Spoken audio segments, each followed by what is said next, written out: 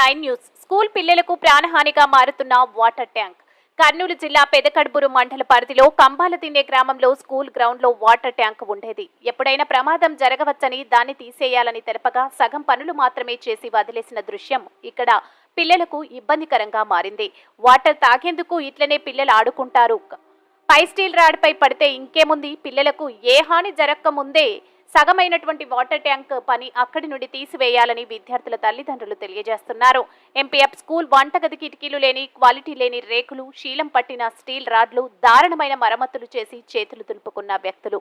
లక్షలకు పైగా రూపాయలు వంటగది మరమ్మతుల పనులకు వస్తే 4 రేకులు, స్టీల్ రాడ్లు అంతా తుప్పు పట్టిన మరమ్మతులు ఇంకేం జరగలేదు. వెంటనే సంబంధిత అధికారులు వంటగది మరమ్మతులు చేపించాలి. లేని ఎడల గ్రామ ప్రజలందరూ కూడా కర్నూలు కలెక్టర్ ఆఫీసుకు వెళ్తామని హెచ్చరించారు. వంటగది మొత్తం చీలికలైన గోడగా మారింది. ఈ వాస్తవాల్ని తెలిపిన గ్రామ ప్రజలు. MG9 న్యూస్ తో మంత్రాలయం ఇన్ఛార్జ్ తిమ్మారెడ్డి.